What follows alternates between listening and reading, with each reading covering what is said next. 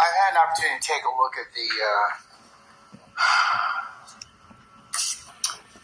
and consider the motion to suppress statements of defendant DeMonte Kendrick, and also to take a look at the state's response in respect to those particular assertions in terms of the for Jackson Daniel hearing, which the court has to make those determinations of voluntariness thereof.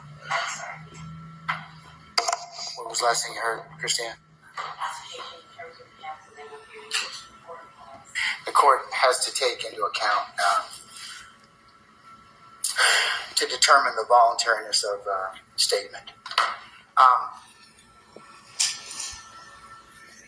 In such, I have considered as well, and will be admitted for purposes of the motion to suppress, Jackson Dental hearing states 1 and 2 of Mr. Kendrick's video statements. In particular, the court has viewed a portion of those particular statements relative to the periods of time at 2:16 p.m. continuing for approximately 3 minutes or thereabouts. Also from 2:56 p.m. continuing to about 2 or 3 minutes. And the court specifically has heard in the first video at 2:16 or thereabouts, near the end of that colloquy with the detectives, I need to talk to my lawyer. I don't want to talk no more. And at the second video, starts at 2:56 p.m., goes for about 2 to 3 minutes or thereabouts, and stops at 2:58 and 53 seconds. Your Honor, may I address the court? No, I want to make my ruling, okay? I haven't presented any evidence. I can take this on argument, and that's what I'm going to do. I'm going to, in terms of the what's been admitted for the court's consideration, that particular portion of the video is what I need to focus on. What I need to focus on is whether or not Mr. Kendrick was in custody, whether or not Miranda was appropriate at that point in time, and whether or not he invoked his right to counsel. And whether he reinitiated it. Yes. Have the officer to talk about that. I don't need that at this point in time. I really don't. I'm of the opinion. I also had a chance to take a look at Mr. Uhelski sent me as well, and I'm sure the other counsel got a copy of the United States versus Kendrick, both the district court order, which was a hearing in front of Judge Alan Baberman, the United States magistrate, and then Judge Mark Cohen, United States District Court judge. And then the appellate opinion was an opinion based on sentencing. Mr. Kendrick appealed the severity of his sentence. So I'm taking a look at the at the trial court order from Judge Cohen, adopting Judge Baberman's findings. Right. And I make it very of page. During the course of page 2, during the course of over 2 hours of the initial interview, defendant did not ask to speak to an attorney. At some point during the interview, Detective Joe Galpin, who was investigating a separate homicide incident, entered the room. Defendant then indicated he wanted to talk with his attorney, and questioning stopped. So Judge Baberman, I can't tell whether or not he took into account what I heard on the video, which was, I need to talk to my lawyer. I don't want to talk no more. That is equivocal to this court, me, Judge Glanville, that he invoked his or withdrew his consent at that point in time and did not wish to speak to law enforcement officers anymore. I understand the state's argument about parsing it out, asking for clarification, but I think that once he's, the appellate, case law that I've looked at, in Paldo and others, he has invoked his right at that point in time, and it's this court's opinion that anything thereafter would be inadmissible. Your Honor, the court also found that he reinitiated, and that was what. But that's their issue. That's not my issue. Your Honor, I'm not. Okay, and to your point earlier, Judge Cohen and Judge Baberman I can't tell whether or not they listened to what I heard, but you're only as good as the information that you're given. Right. So it doesn't say on this particular order that that's what they relied upon. It just says he wishes to talk, some point in time, he wanted to speak to his attorney. Now, I'm of the opinion, this court's of the opinion that questioning needs to stop. He's unequivocally revoked. And you can't pick and choose at this point in time whether or not it's to this particular crime or any other assertion. So that's why I'm going to suppress it. And Your Honor, Your Honor, with respect to the statements that were made after that time, we do have, as I stated, Investigator Thorpe to tell the court on the record, present under oath, that it was not Detective Thorpe, it was the defendant that reinitiated the conversation with Detective Thorpe. Our representations to the court are not evidence, and since the state has the burden of proof. Okay, but I've seen the video at this point in time. Video does not encompass when the defendant actually reinitiated contact. But the problem is, he invokes, and then we don't know what goes on in the 45 minutes, but we come back afterwards, and at that point in time, you don't get to eat your cake, have your cake and eat it too. Once he invokes, that's it. It's over. Your Honor, they should not be bringing him back at that point in time and asking, well, let me just clarify a little bit about whether or not these statements were made to these set of detectives or to Galpin. It wasn't there in the room that I'm talking about, Your Honor. I'm talking about in the first, the defendant asked for a smoke. So they took him out for a smoke. When they took him out for a smoke, the defendant reinitiated the conversation as they went outside. That is what they found in the district court, but the court doesn't owe that deference. That is why we have, as the burden of proof, holding the burden of proof, that is the reason we have Detective Thorpe here to testify. I'll consider it, but it's this court's opinion that once he invokes, you don't get another bite at the apple by taking him outside, softening him up, giving him a cigarette, some bonbons or whatever, and then letting him go ahead and then say, oh, well, let me just clarify with you a little bit. That's not how this scenario worked. I think that you all are just annoyed more so that your detective did something that he probably regrets now. And you all probably would not have told him to do. Don't interrupt this particular investigation or this particular hearing, because what you did is you just now created a wrinkle that now I got to deal with, or whether or not the defendant has invoked his right to counsel. He has. And Your Honor, I'm not annoyed, Your Honor. I just have, with the burden of proof, we have a person who can speak to the issue rather than having us, sort of speculate as to what happened, because it's not, as the court at this time has indicated that it sees, which is that we softened him up with things. That's my ruling. And prepare an order suitable in my directives. Yes, Your Honor. Mr. Your Honor, we have not presented any evidence regarding what happened in the Sally Port. Would the court permit the state to present evidence of what happened when they went upon the defendant's request to get a cigarette? Ms. Love, I'm of the opinion it's not going to change my mind at this point in time, in terms of, because he's invoked, anything after that would be improper. It really would be, because it'd be one thing if he said, well, maybe should I get a lawyer? Maybe should I do whatever this, or kind of make vacillate.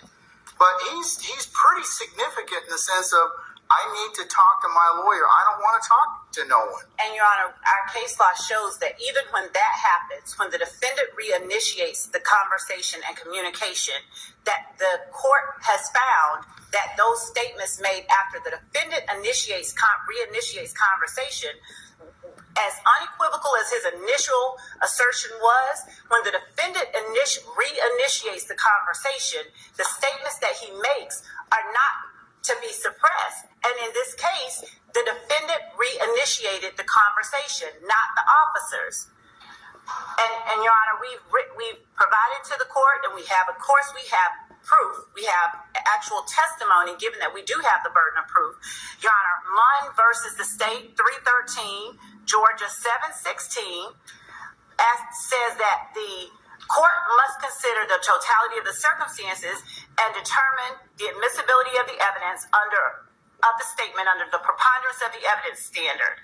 And Your Honor, given the fact that we have a witness here to testify. We don't have to, the court doesn't have to take my word for it or Mr. Weinstein's word for it. We have the person who was there. The court gets to gauge Detective Thorpe's credibility, and the court then has substantive information and evidence upon which to base a ruling under the actual totality of the circumstances. Right now, we have a clip. When I asked Mr. Weinstein to play for the court the portion to which he objected, that wasn't the state conceding that we weren't going to put up evidence, Your Honor. I was trying for the sake of brevity to have him point out the part that he objected to, but then that left us without the ability to present anything. And we weren't stopping there. We were just showing to the court where he was arguing the points that he made to us that he wanted to contest. So we would like to present actual evidence to show under a totality of the circumstances. I got the evidence. It's been admitted. The two videotapes are sufficient for the court's analysis at this point in time. So, and that's your ruling. Thank you. I have nothing to add, Your Honor. And Your Honor, what happened with the Sally Port, the conversation being reinitiated by the defendant, that actually happened, and we have the proof here to show it to the court. Well, based upon what you've argued so far, and that in this particular circumstance, this court's of the opinion that it's like this. Once you initiate your right, or you revoke your right to be examined and have counsel, and to have counsel present at that point in time, the courts are very, let's just say, cautious about reinitiation at that point in time. And you all presented to me what was the salient point of this particular issue is. So if I believe at this point in time that he's invoked unequivocally his right to counsel at this point in time, the questioning is supposed to stop. You're not supposed to go out and get cigarettes and do everything else. It's supposed to stop. I mean, that's this court's opinion. So, and that's my ruling. And Your Honor, the thing is that, Your Honor, we did not. You're arguing with me now, Ms. Love. So can we stop at this point in time? Your Honor, if you have other evidence independent of this, I'll consider it at the appropriate time. And we do, and that is what I was asking. So if the court will permit me to actually introduce the evidence that we have, as the court in State versus Paldo 309 Georgia 130, where it says a suspect who asks for a lawyer at any time during a custodial interrogation may not be subjected to further questioning until the suspect reinitiates the conversation. And in that, they are citing Dozier versus the State 306 Georgia at 35, Your Honor, Edwards versus Arizona, and Your Honor, this is a 2020 Georgia Supreme Court case where it specifically says that a suspect who asks for a lawyer at any time during a custodial interrogation may not be subjected to further questioning, as the court has said, by law enforcement until an attorney has been made available or until the suspect reinitiates the conversation. Your Honor, at some point, Your Honor, I'm sorry, I'm talking, Your Honor, and I don't know why I am being interrupted. I will not stop. Your Honor, I was speaking. Ms. Love, y'all I'm sorry, I was speaking. Both y'all keep talking at the same time. I know, I was speaking, and I expect you to allow me to speak when I'm speaking. Hey, both of you all need to just take it down a notch. And so, Your Honor, if I may finish, because I was the one speaking before Mr. Weinstein interrupted. But you continually engage in this pattern of behavior, Ms. Love. You don't want to accept my ruling.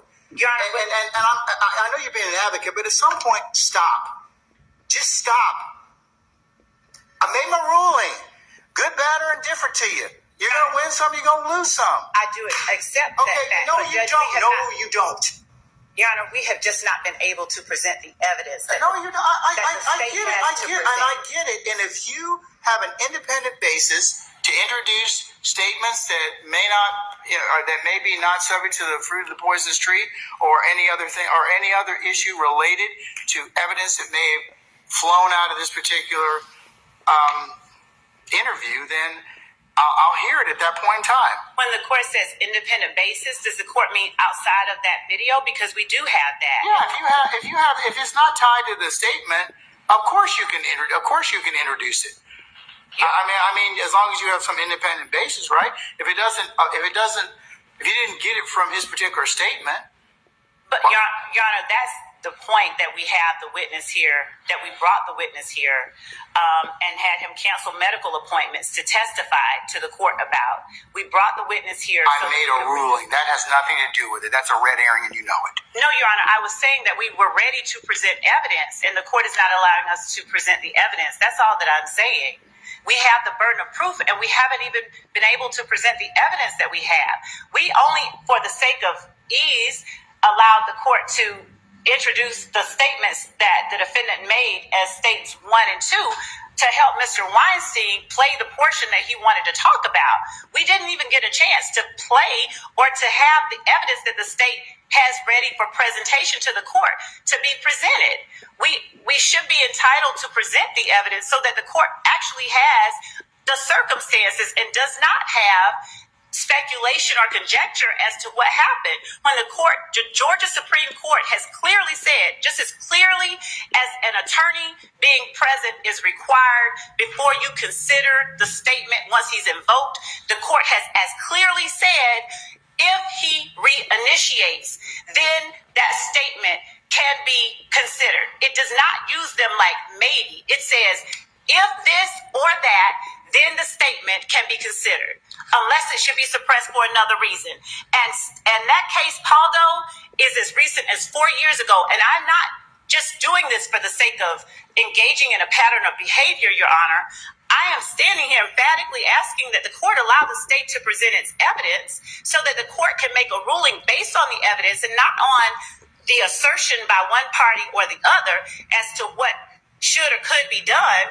We have evidence that I believe that the state is entitled to present and the court is entitled to hear in the form of testimony. And I understand that Mr. Weinstein wants us to hurry it along and not hear Detective Thorpe because that might be an adverse position or evidence to his client's position.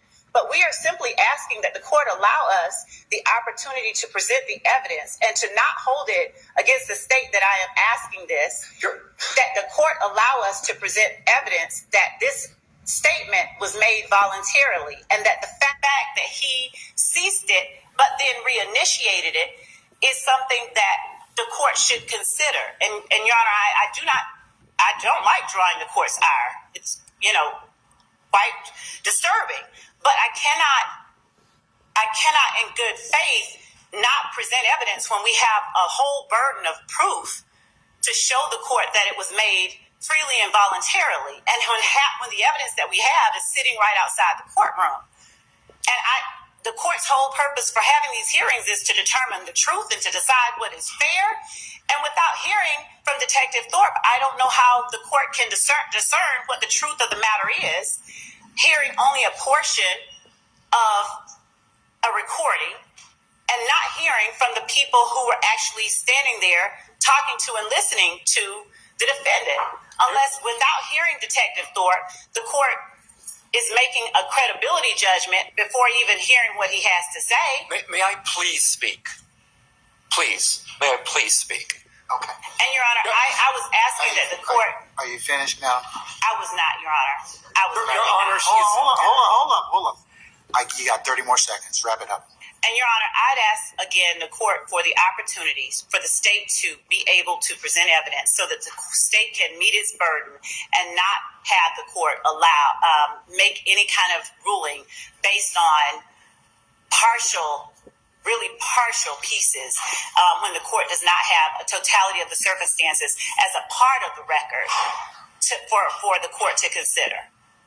So I would ask the court in earnest to allow us to at least present the testimony of Detective Thorpe, if not today. I don't mind doing it. I said in my email to the court and to counsel that we can do this closer in time because he does have or did have that appointment closer in time to when this matter will be right. But Your Honor, I ask that the court, I implore the court to allow us to actually present the evidence that we have to present. I appreciate Your Honor giving me the moment to speak. Thank you. Your Honor, I apologize for interrupting the state earlier, but the state can talk the ears off a donkey. This continued filibustering has got to stop so that opposing counsel can speak. Your rulings at some point have got to be final, Your Honor.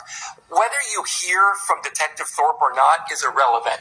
He requested his lawyer. He invoked his right to not speak anymore. And I don't care what schmoozing Detective Thorpe did out at the Sally Port, taking my client off camera. I don't know what went on down there. I don't know what self-serving, well, I have some idea. I don't know what self-serving statement Detective Thorpe could possibly give to this court that would cause the court to change their order. This continued going back whenever the state loses in this case has got to stop at some point, Your Honor. Thank you.